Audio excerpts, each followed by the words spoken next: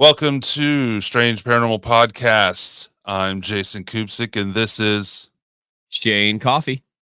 And on this episode of Strange Paranormal Podcast, we're going to have Urban Explorer spends the night in haunted abandoned asylum and soon regrets it. Dubai Customs seizes sorcery items. A Japanese UFO story. The Zanfretta UFO incident. The Ohio Grassman and the Michigan Dogman. Urban Explorer spends the night in haunted abandoned asylum, but soon regrets it.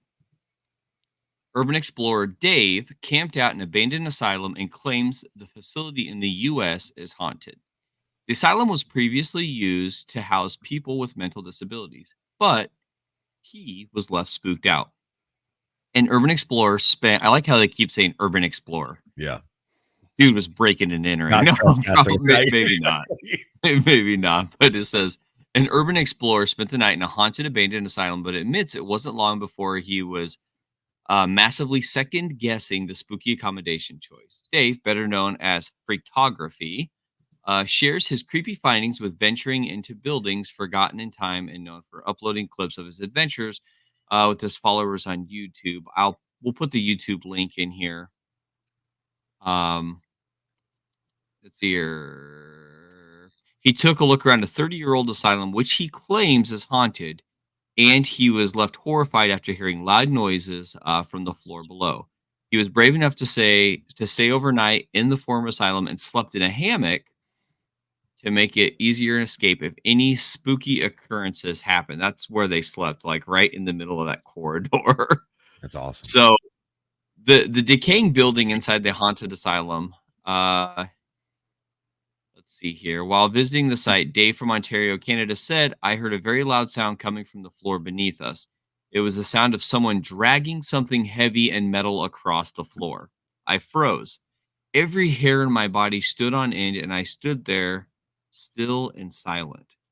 The asylum, which was previously used as a home for the people with mental disabilities, is located in U.S. I found out later it's located in Buffalo, New York.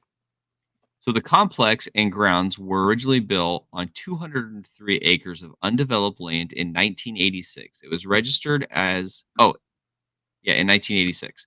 It was registered as a National Historic Landmark, and the building is currently being turned into a hotel. With Dave claiming he obtained permission to enter the east and west wings, which remained untouched. The explorer stayed overnight in the terrifying asylum. The property and heard strange noises despite ongoing renovations. There are many items left behind. Let's hit back on that renovations in a moment. So in his video, Dave spots what looks like an old classroom with chairs and tables left in their exact positions. Down the hallway, there are broken wheelchairs sprawled across the floors, as well as peeling wallpaper and rubble from rotting ceilings. Despite ongoing renovations, there are many items left behind. And in his video, Dave spots, that's the same thing, what looks like an old classroom. So there's the pictures of the abandoned wheelchair. Oh, wow. That's what it's going to look like. Wow. That's yeah. It says, through horror movies and TV shows, we're often conditioned to think that former psychiatric hospital facilities are a place to fear. The fact that many of these locations now sit abandoned doesn't help. I think you know a little bit about that, Josh. Yeah. Nor do the stories of overcrowding that circulated before the deinstitutionalization began in the mid-1970s. On a recent trip to Buffalo, New York, the writer here, it's Elizabeth Yuko. Elizabeth decided to confront her own fears and visit the Richardson Olmsted campus, once home to the Buffalo State Asylum for the Insane. Unlike many of the other former asylums currently surrounding the rusting fences and no trespassing signs, the grounds and several buildings of the Richardson Olmsted campus are open to the public. There are 13 buildings in the complex. 3 have been repurposed into a luxury hotel, and the remaining 10 are still a state of suspension or in suspended ruin. Abandoned since 1974, public tours take visitors through 2 of the vacant buildings and into a renovated corridor of the Hotel Henry. But more then offering a stunning before and after comparison. Exploring the Richardson Olmsted campus also provides an intimate glimpse into the complicated history of the mental health care in the U.S. Um, I'll share this article, the website for this one down here in the bottom, but I'll tell you guys what. I want to stop there and just discuss the whole situation with paranormal activity in these haunted asylums in these areas. And mainly, Josh, I'm going to focus with you a little bit because you have experience with haunted buildings, shall we say, Yeah. where horrible or heinous acts have actually happened, and that possibly because these acts, these things that have happened, they just resonate through history and through time, and they reoccur again and again in the building because of such a strong energy. That's my belief, and that's my take on that. But what do you think about this? Like, first of all, being turned into a hotel. Yeah, I mean, that's just going to be kind of a recipe maybe for some interesting activity for overnight guests. I don't know. Um, depending on the claims of activity and all of that fun jazz, I mean, it could really be intense, honestly, uh, at that place. It's cool. I mean, that they're repurposing a building, like a historical building like that. Cool. I'll give you that. But man, like at the same time, it's like it could be crazy. That's loaded, man. That's a Mhm. loaded, like, hey, we're gonna redo this old asylum. Right. Yeah, I mean, it'd be like, I mean, taking what, like Waverly Hills and turning it into a 5-star luxury hotel type of thing, you know? Is kind of where my brain goes. You can't tell me that there's gonna be some I need to go stay in this hotel. I mean, I you kind can't of tell I me there's gonna want be to as well. It's some like, I kind of crazy want to stuff, and know. I'm okay with sleeping in, taking a hammock and hanging it up in the corridor of the place that has not been renovated. I mean, Yeah, I'm assuming it's the West Wing that's still nearly untouched.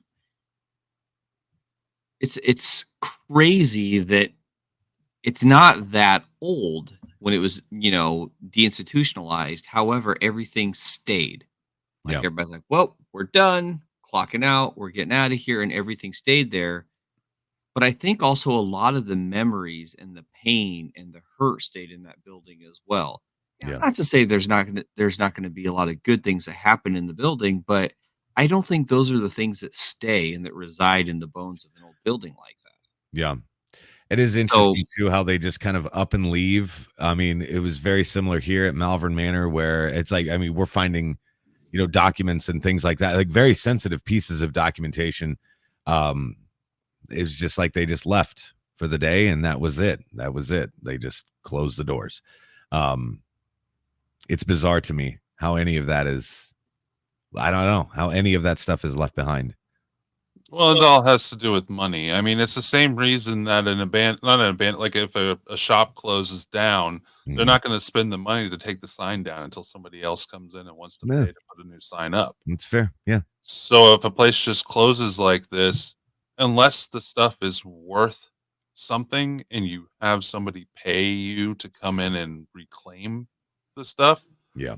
if they're not thinking about that, it's just going to get left. Yeah. I mean, there's um the Arkansas Tuberculosis Sanitarium in Arkansas that I've investigated a couple times. I'm actually going back here soon. The basement is just full of stuff, and it's still on an active, like, hospital campus. The surrounding buildings are still used. Wow. It's not a hospital; it's a mental health facility, but Yeah. they use this building that's 6 stories tall for offices on the main floor, but the rest of it is just left. Now, the upper floors, they took out all the furniture and stuff, but really they just moved it down to the basement and packed it in there. Yeah.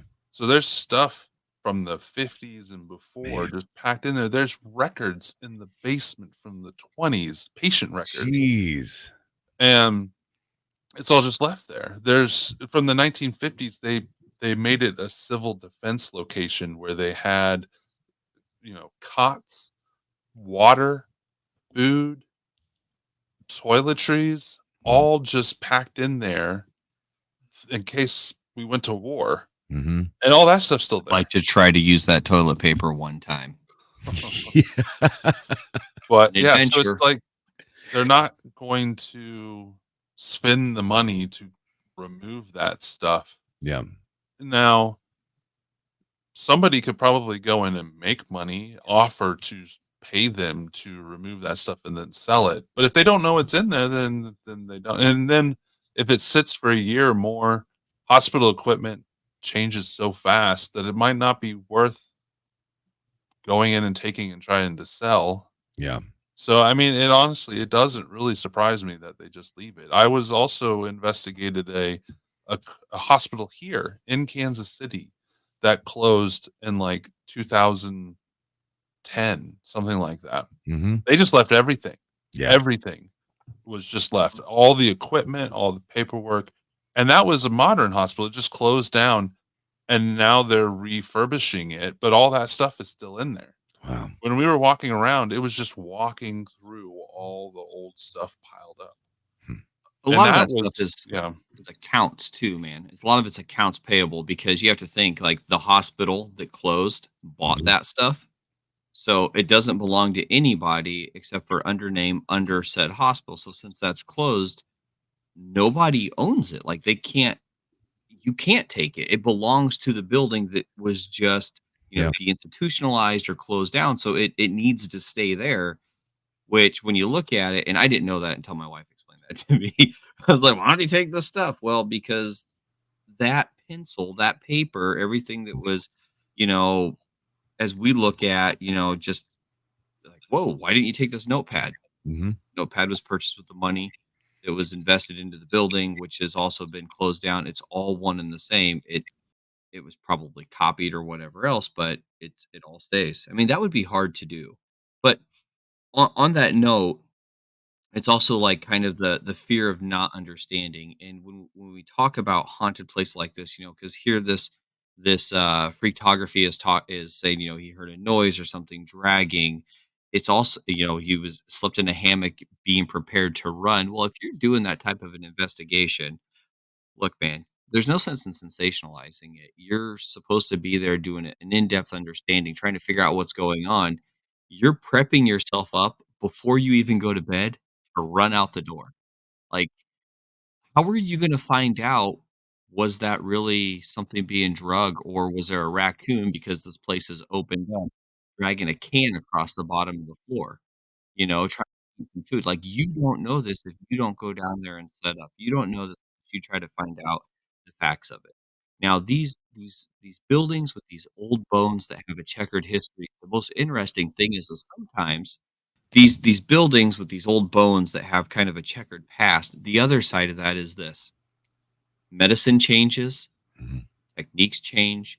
So what we look at as abuse and neglect in 1950, they looked at it well, besides tying somebody up into a bed and closing the door so they didn't have to deal Yeah. with it, there's also procedures that they were taught to do, as inhumane to us as they may sound now. That was all they knew then. And then moving forward as history changes, but it doesn't matter because it's not an average, normal, everyday person who might tend to be haunting this area. It's somebody who is already mentally ill or disturbed or had a lack of understanding while they're going underneath a procedure. So to them, it's going to be horrific. If they don't understand what was going on or what was being done, it is an absolutely horrific ordeal. Mhm. If they die during this intimate action, death is very intimate. If they die during this, only thing they're going to know, regardless if somebody was trying to help them or not, is the fear and the pain and the loss and not being helped. And they're going to have anger.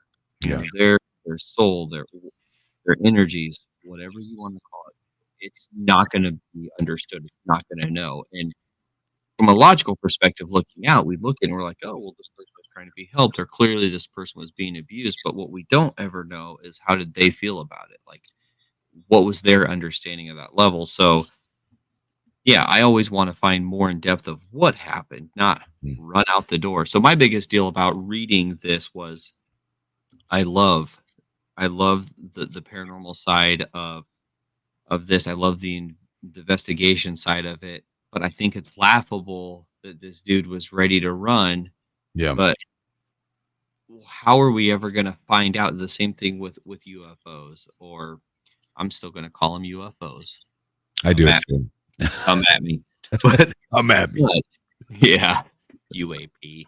My thing is that, and I try to look at things from a different angle. Like, I am exactly where you're at. Like, how do we find the antecedent of a haunting, right? Like, what is causing all of this shit? And sadly, when we start talking about things like that, or making a YouTube video about not debunking, just asking follow-up questions and things like that, exploring further, it doesn't relate to clicks and likes and subs and all that bullshit. But if you're running out the door, I'm putting myself in this creepy abandoned building where I'll be sleeping in a hammock. However, I'm totally ready to run at any given moment should shit go sideways. You know what I mean? Like, that's going to get you some fucking clicks, right? Probably. And people are going to tune in and be like, oh my God.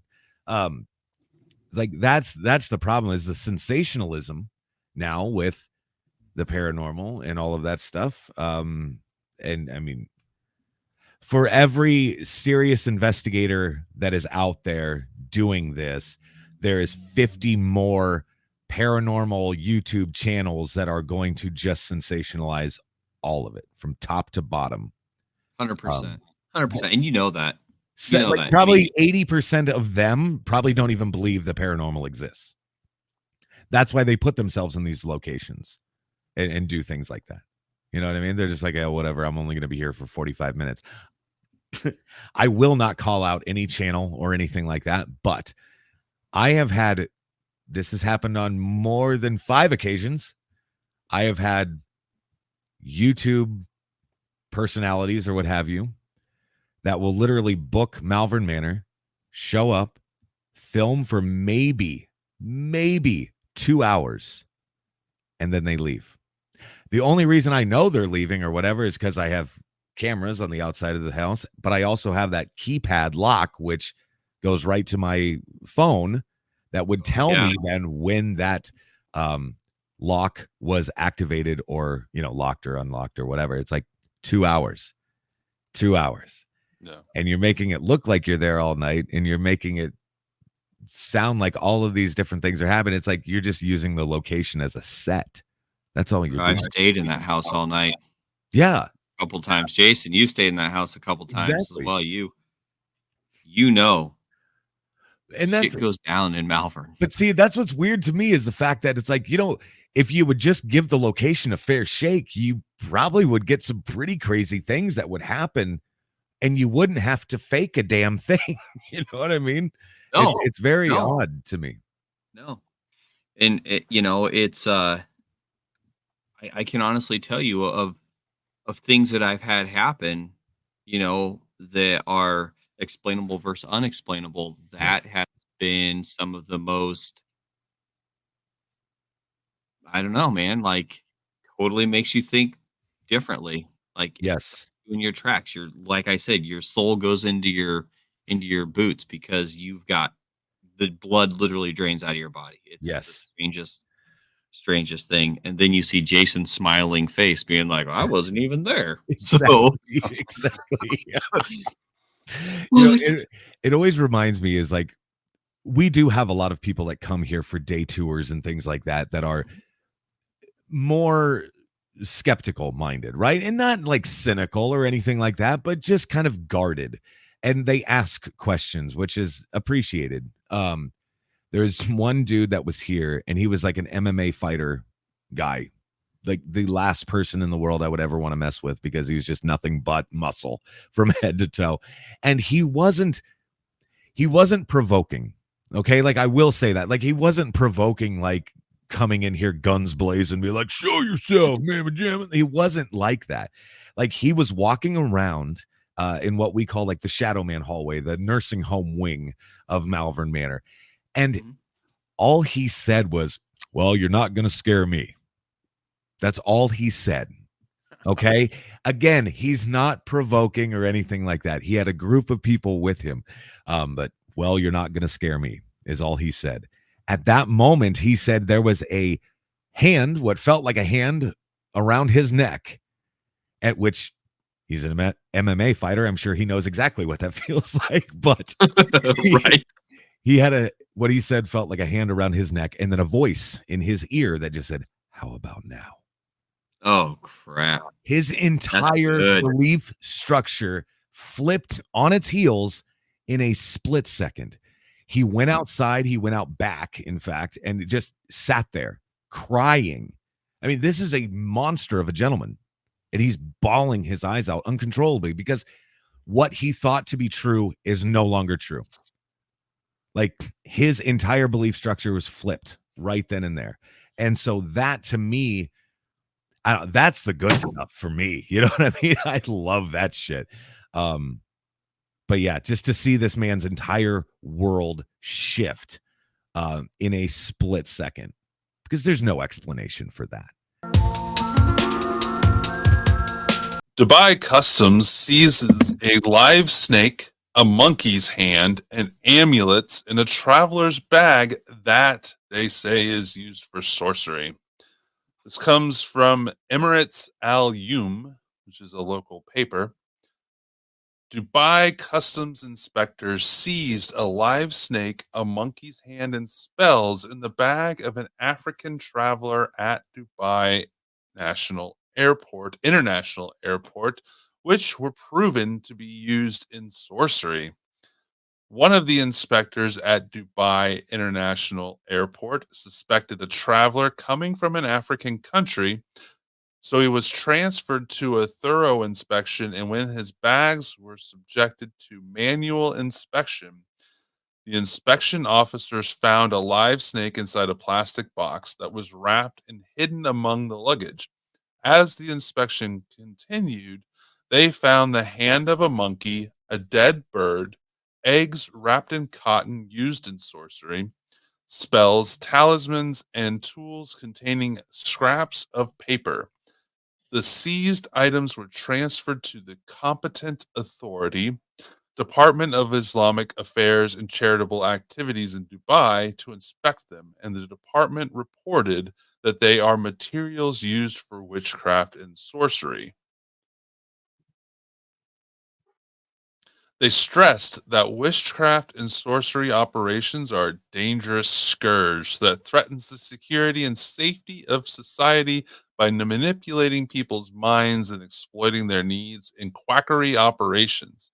And Dubai Customs stands on the lookout for attempts to smuggle witchcraft and sorcery materials to reduce this scourge and protect society.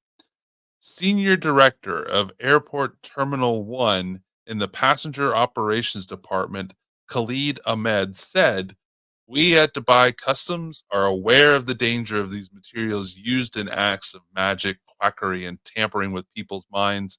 The department provides all types of training and educational courses to educate inspectors about these materials and their different types and forms."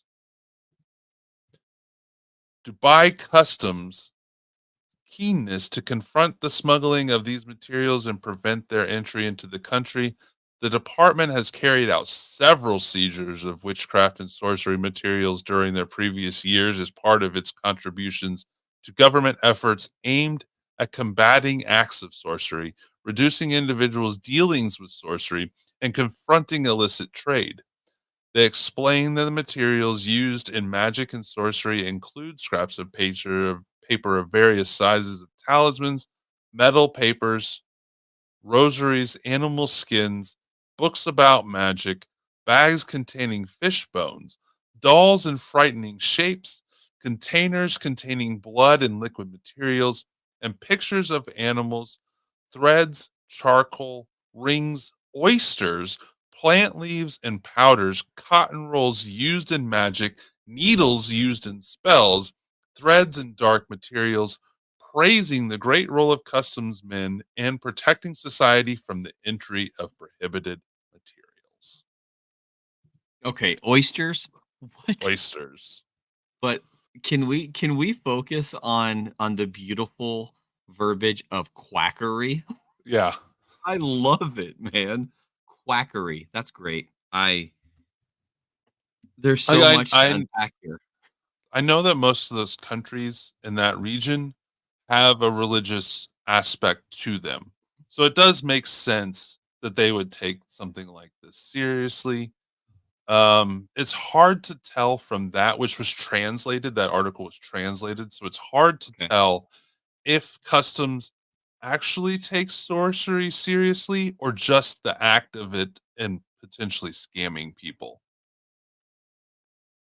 But it sounds Fair. like they Fair. actually take Yeah. it seriously, That's as what I'm gonna in say. It the sounds like magic is real.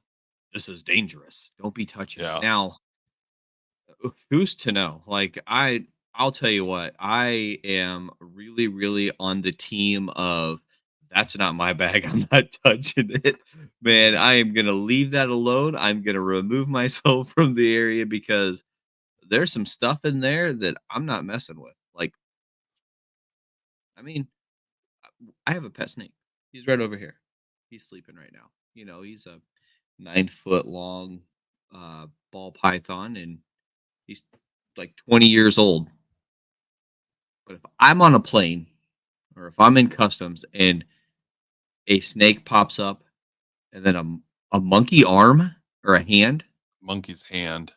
yeah, a monkey's hand and all these other items, like that one image that was there, it looked like a map with hands on it. Mhm. Clearly, that looked like it was made out of people skin. Yeah, it I mean, does. it looked like it was made of flesh, man. I don't Does. know.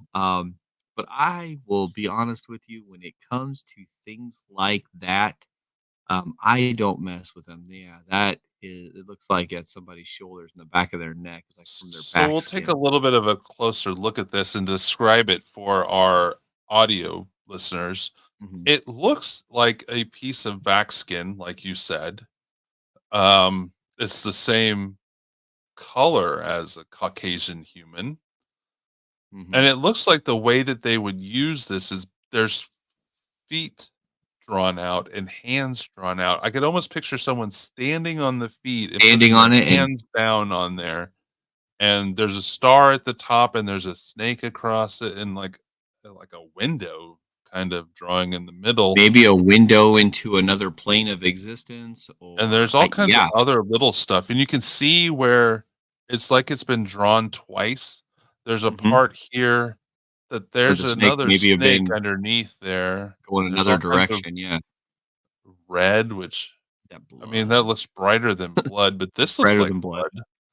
So, That yeah, does. the Blood other in the thing window. is what is customs? Is this a risk for them to even touch the material? Like, do they have to do something afterwards to protect themselves? There's gotta be some cleansing, man. They gotta have a shaman, like, in-house if this is a big deal. Like, "All Yeah. right, come I mean, and cleanse me." I'm not sure that uh, maybe the Islamic religions have something like a shaman, but I'm a I don't spiritual man, know. Jason. I believe that's stuff that I shouldn't mess with. I'm just telling you. It doesn't creep me out, okay? Not like, "Oh, no, I shouldn't touch this." There's some stuff going on there that probably Yeah. shouldn't mess with, and I mean, I feel secure in my own spirituality that I'm not, like, gonna be hopefully, I wouldn't be taken over by anything, but that could be a very powerful thing. Yeah. We don't know, and if they're taking this as serious, as it seems like they are, it it's almost laughable, but yet it's not because I'll tell you what, there's things that we just shouldn't mess with. I mean, there Mhm. are old things we shouldn't mess with. These countries are we can always speak from a perspective of the United States, which is a fairly young country in the whole grand scheme of the rest of the world. But I mean, there are things in this world that we just don't understand, can't contemplate. So to me, it's always that's not my bag, baby. I'm not Yeah. messing with it. But what's your take? What do you think? Um, I wonder if our customs agents, what they would do and what because I'm sure there's a protocol here. Are they allowed? I mean, are they allowed to like how like the physical items such as a monkey's hand and snakes, that has regulations outside of sorcery and magic, I'm sure. Oh, no doubt, no doubt, But no doubt.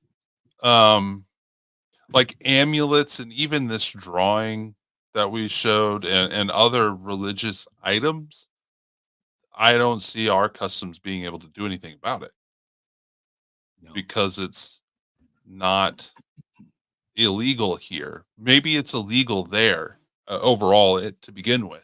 So they have to deal with it when it comes into the country. I don't know. And the article didn't mention the overall laws against this kind of stuff in that country. But I'm not surprised that this stuff happens, that people use this kind of stuff, whether it's real or not. So, So it's actually practicing black magic or attempting to smuggle sorcery items is illegal under Article 316 of the UAE's Penal Code. People caught smuggling black magic objects are subject to either prison term or fines. And it says that we are aware of the danger of using such items in black magic and fooling others, Mr. Ahmed said.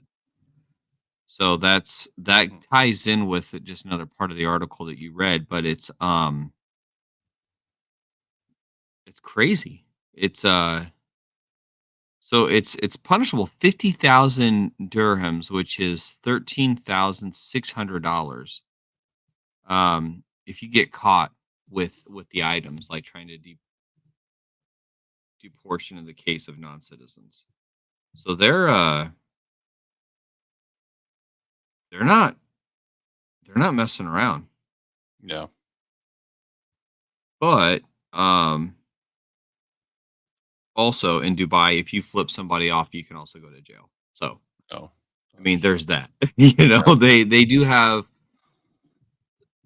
some other laws, and I don't know if this one's true, but some of the taller buildings in Dubai that are just ginormous and gorgeous, they don't have plumbing. They actually have a toilet service that comes and empties out the toilets like Huh. pump trucks.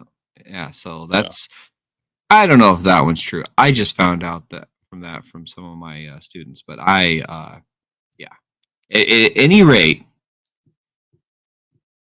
I'm not giving them the bird, and I'm not messing with witchcraft stuff over there. But I don't know. You're right, man. Like,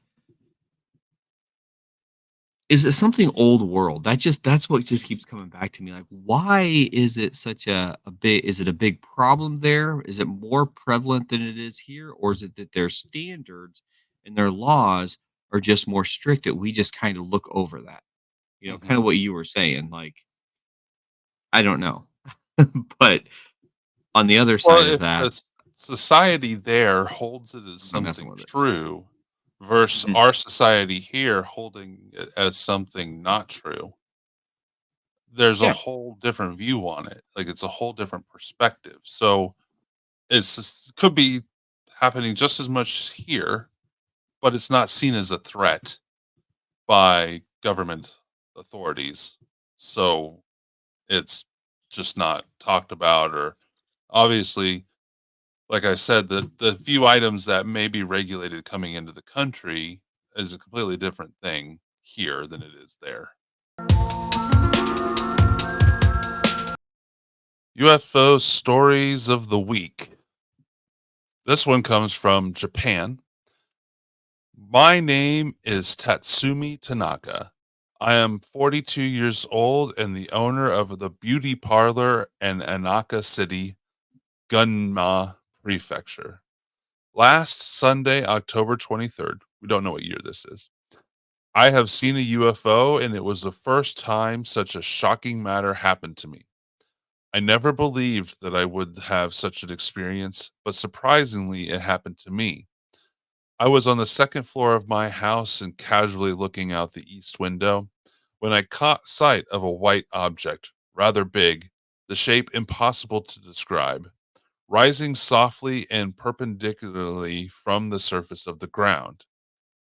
We could see Mount Akagi in the northeast direction, and it was in this direction that the UFO rose, but I could not tell how far away it was. It was about 10 o'clock in the morning. I wondered what it was. I thought at first sight it must be an airship or a balloon. I strained my eyes to see better, but could not understand what it was.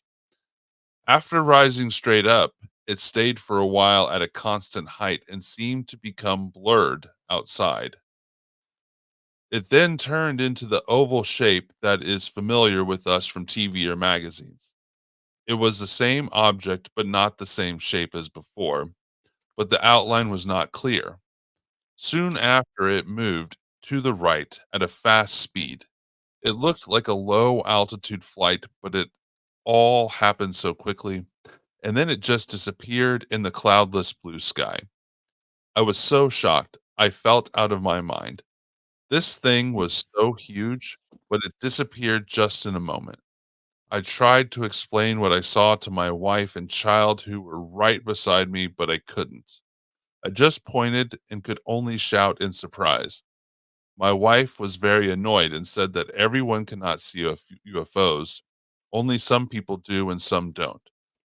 By then, it had disappeared. I was so excited that I went outside with my daughter and searched the sky, but it was too late.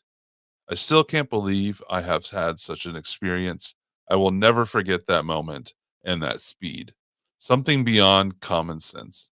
It means to me that things exist that we don't understand. So I wanted to include that one because there's like an ongoing meme around at least the United States that UFOs are only sighted in the United States, and that's not true at all. It's commonly thought that UFO abductions and that sort of thing is just like a Western United States thing. At least that's what people joke about. So I picked one, an Asian one, and it sounds very similar to anything you'd see here. Yeah, it does. It was ironic that the mother had said some people see them and some people don't. Like That is maybe true because though. some people aren't looking, you know? There are plenty of instances of stories of people seeing a UFO standing next to someone and that person doesn't see them. It's the same with Hmm. ghosts, with hauntings. So, Yeah. um, that's it's a very typical story, just Hmm. happens to be in Japan. Not in Western America. So Mhm. take that meme.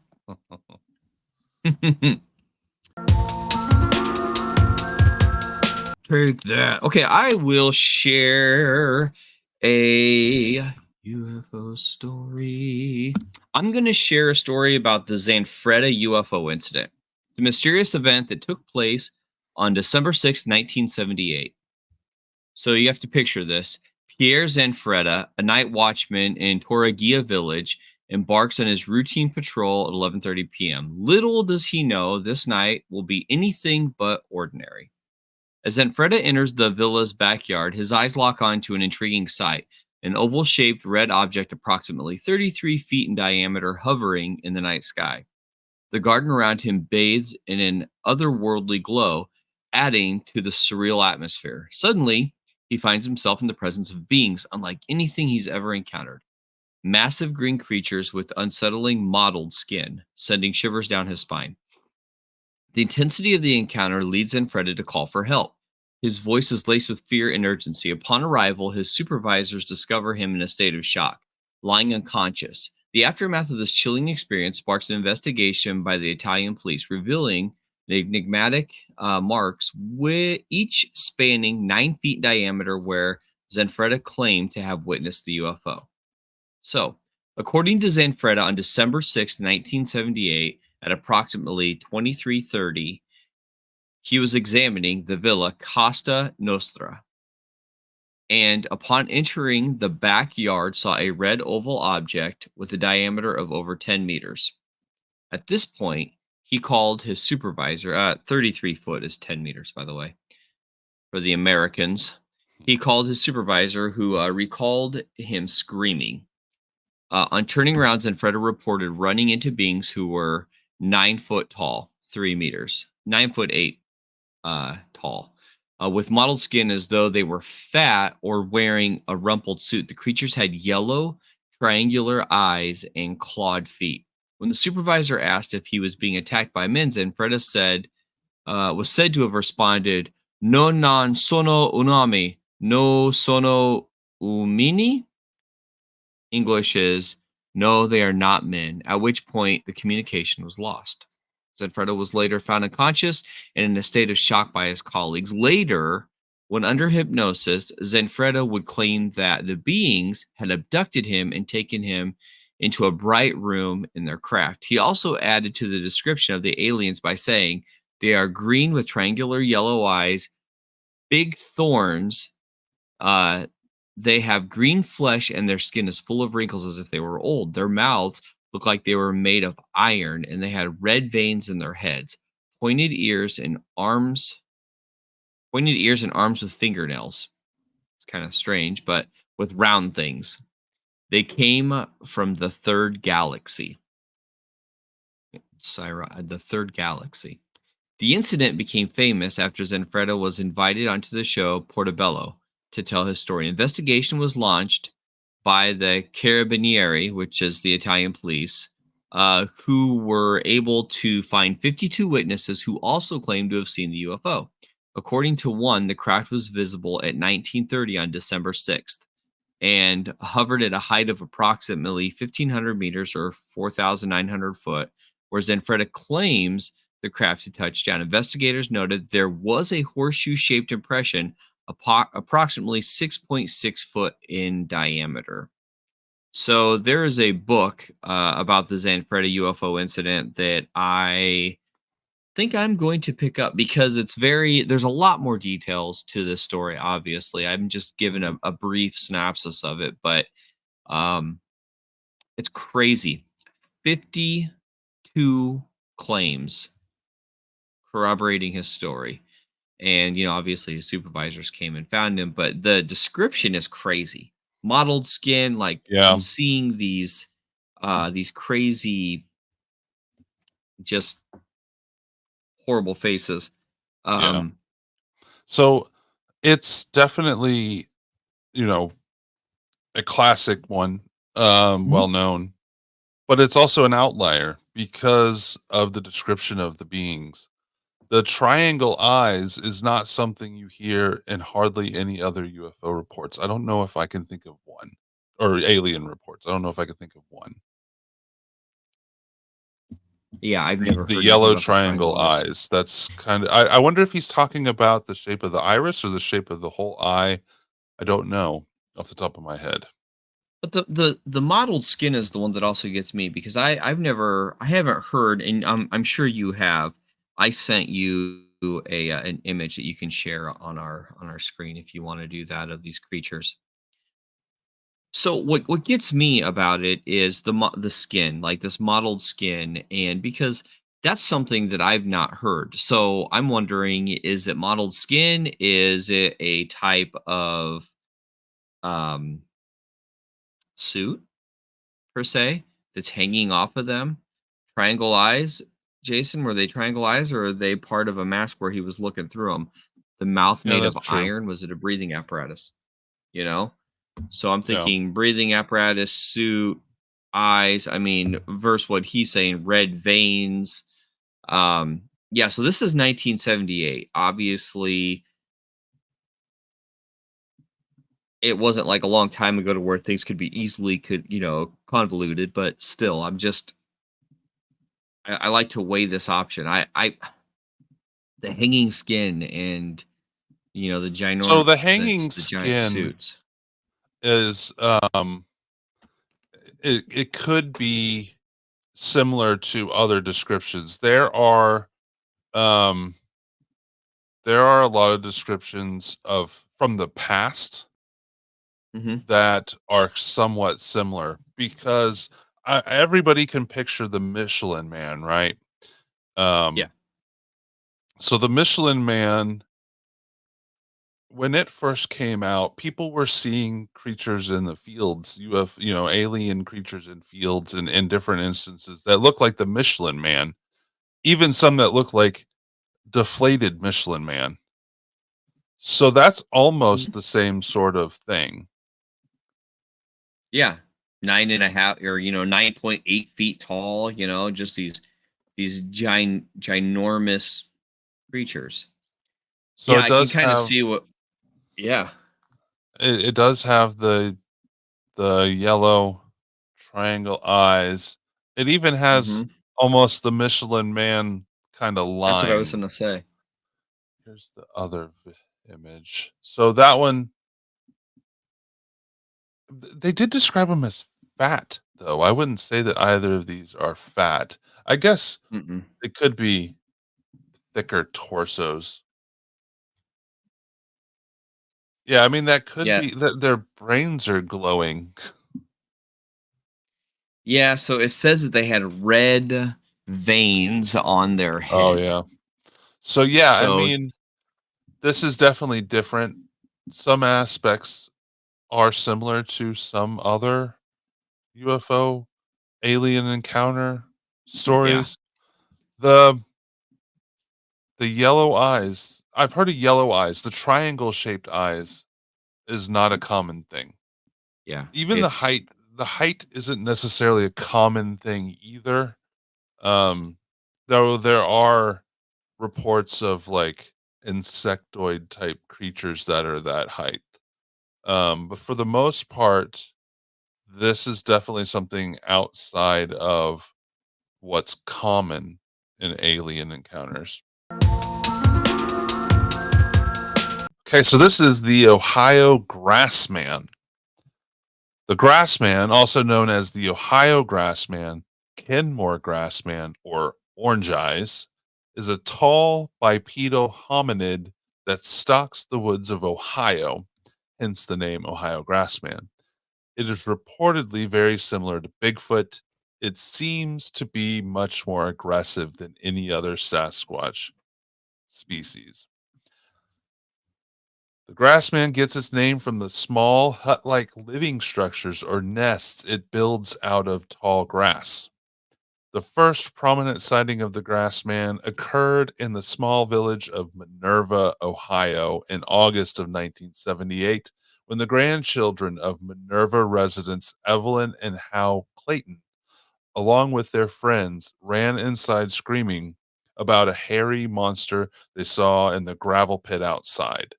When the couple went out to investigate, they saw that the cryptid, sorry, they saw that the crying children had described. It was covered in dark matted hair, sitting in the pit and fiddling with discarded trash. It was admitted to be around 300, or it was estimated to be around 300 pounds. The Claytons fled, but this would not be their last encounter with Ohio's ape man. The Claytons would see the grass man many times after their initial encounter. One night, it was seen peering at them through their kitchen window. Hal ran for his gun, but the primate was gone before he returned. The area was later investigated by police, and although there was no sign of the hairy humanoid, several faint footprints were observed in the mud, and a terrible smell still lingered in the air. The Ohio Grassman was later seen by the Claytons atop a hill near the strip mine at night. The next month, in broad daylight, the couple observed two hairy bipeds on the same hill. It was only after these reports by the Claytons were made that a startling connection was made. Days before the gravel pit incident, the Claytons' German Shepherd was found dead, its neck broken, presumably killed by the hairy beast. The Minerva case, along with its infamous Sasquatch, would form the most complex and important Bigfoot investigation in Ohio's history. Even so, the year 1978 was not the first mention of such creatures roaming the Buckeye State. In the 1700s, Indian natives to the Ohio grasslands spoke of a race of bipedal ape men, referred to as wild ones of the woods, that lived nearby. The Native Americans would leave out food for the creatures in an effort to keep peace. Again, in the late 1800s, sightings of a similar hairy biped were made by the Ohio River. The hominid was apparently tried to throw had apparently tried to throw a man out of his carriage, but retreated when his daughter, riding as a passenger, threw several stones at it. I wonder why she had the stones in the carriage. It is unknown whether these are all Grassman sightings or possibly sightings of a similar kind of Bigfoot, and if the latter, how related the two or more species are. Here's some characteristics of the Ohio Grassman. Height ranges from 5 to 10 feet tall, generally to the 6 to 7 foot range. Footprints range 10 to 20 inches long. Some footprints appear to have claws, pigeon toes, or flat feet. Some prints are three-toed. Handprints have possibly been found. Estimated weight of 300 to 1,000 pounds is a big range, but generally 350 to 500 pounds. Some reports say it growls and barks with unusual heavy breath, but other reports say it sounds like the cry of a baby with the scream of a woman. It has a strong odor, like the odor of rot, that lingers in the area even days after it's vacated. The appearance is a snub nose, peaked or deep set eyes, very chesty. Does that mean big boobs? I think Black, so. blackish brown in color, long arms, pointed and bulky head. Fun fact: that Patterson Gimlin film, that that Bigfoot has big boobs too. Mhm. If you ever take a good close look at it. Yep. It's said it's shaggy, covering all of the body except the palms of its hands, has luminous red or orange eyes. Some reports say it looks like a gorilla, but appears to stand straighter. Other reports claim the creature looks more like human than an ape. Initially, the creature has reported to have no visible neck, and its face was not discernible due to the veil of long hair. So yeah, this is it says it's up to 5 have been seen in a group at one time. They are known to kill dogs and deer. Mothers and babies have been observed. Feces has been found. Hair strands up to 16 inches in length have been found and analyzed by Ohio State University, but haven't been identified. So yeah, this is pretty typical of other Bigfoot Sasquatch sightings, I would say, except for the Mhm. grass huts. I mean, there's so many different types, I guess, of Bigfoot creatures, Sasquatch creatures that, yeah, Yeah. I don't see this as being a lot different than those. But this one likes to live in grass huts. I would like to find a Bigfoot creature or a Sasquatch that had big booty cakes. They're always talking about the breasts. I'm a butt man. Yeah. I'll go into the wild looking for big booties. I mean, that's Okay. just what I'm going to do. Okay. Along with the Grassman, which is the Sasquatch kind of theme that we have going on, I'm going to talk about the mysteries of the Michigan Dogman and the Beast of Bray Road. So, unveiling the mysteries of the Michigan Dogman and the Beast of Bray Road. In the realm of folklore and urban legend, certain creatures continue to captivate the imagination and fuel the curiosity of enthusiasts and skeptics alike. Among these intriguing beings are the Michigan Dogman and the Beast of Bray Road, both of which have left an indelible mark of tapestry of American cryptids. I would say the word is indelible, and I mispronounced my own word. The saga of the Michigan Dogman traces back to the late 19th century, specifically in 1887, when startled lumberjacks in Wexford County, Michigan, claimed to have encountered a bizarre creature described as a towering bipedal entity with the body of a man and the head of a canine. This mysterious being possessed piercing blue or amber eyes and emitted a haunting howl reminiscent of a human scream. What sets the Michigan Dogman apart in folklore is its purported 10-year cycle, purportedly manifesting in years ending in the number 7. According to local legends, while concentrated sightings have been reported primarily in Michigan's northwestern Lower Peninsula, the origins of the cryptid intertwine with the region's indigenous history and whispers of its presence dating back to the days of the Ottawa tribes along the Manistee River. However, the Michigan Dogman remained veiled in obscurity until the later half of the 20th century, when accounts of an alleged encounter began to surface with increasing frequency. An early notable incident occurred in 1937 in Paris, Michigan, when Robert Fortney encountered a pack of wild dogs, one of which reportedly displayed bipedal locomotion. Subsequent reports emerged from various locals, such as the Allegan County in 1950s Manistee, Lacrosse Village in 1967, adding to layers to the lore surrounding this creature. Parallel to the Michigan Dogman's mystique in the legend is the Beast of Bray Road, a wolf like entity that purportedly prowls the environs of Elkhorn, Walworth County, Wisconsin. Initially documented in 1936, this creature's sightings gained traction in the 1980s, with witnesses recounting chilling encounters involving vehicular contact, eerie nighttime descriptions of the beast of the Bray Road depict figure adorned with fur or hair, boasting a lupine visage with glowing red or orange eyes. Witnesses reported to seeing in transverse terrain both as a quadruped and a biped, so on all fours or walking upright, blurring the boundaries between folklore and reality. Despite attempts to rationalize these phenomena, misidentifications of known animals or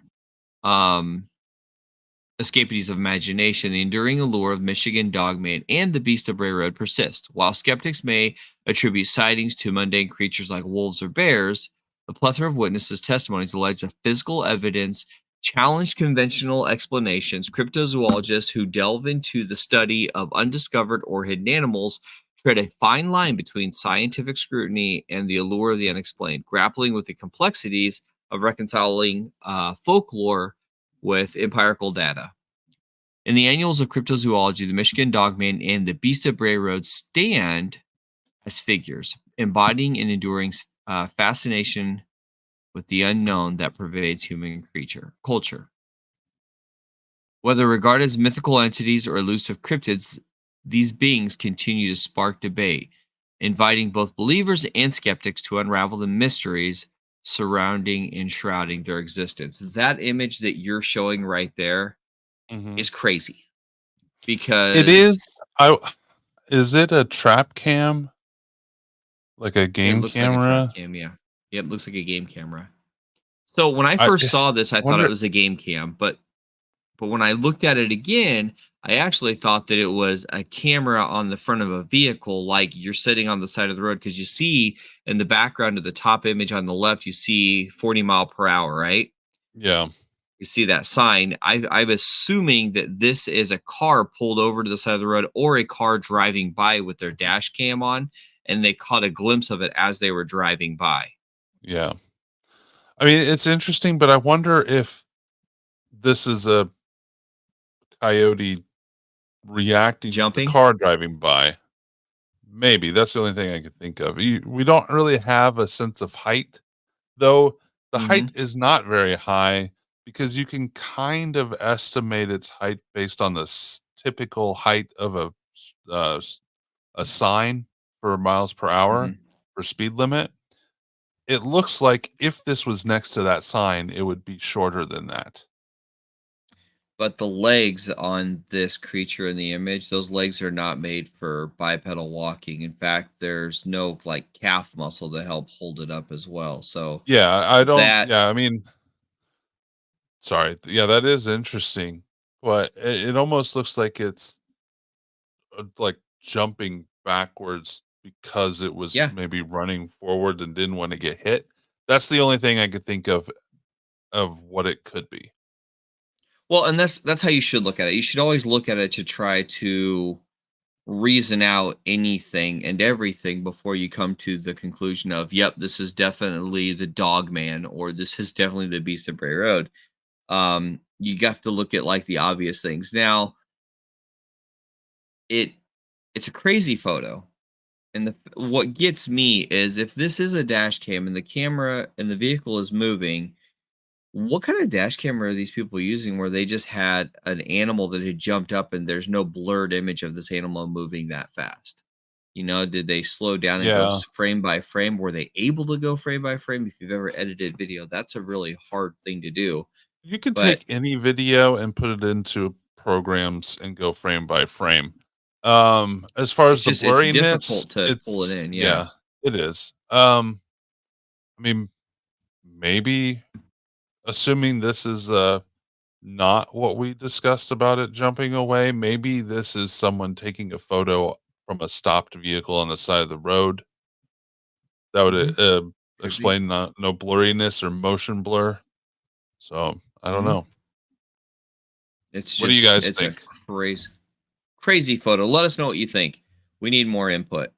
But we like to try to pick these things apart as well, because while the stories are great, if you are able to take away all the sensical things about a photo and then you're left with what remains, that's when you really start to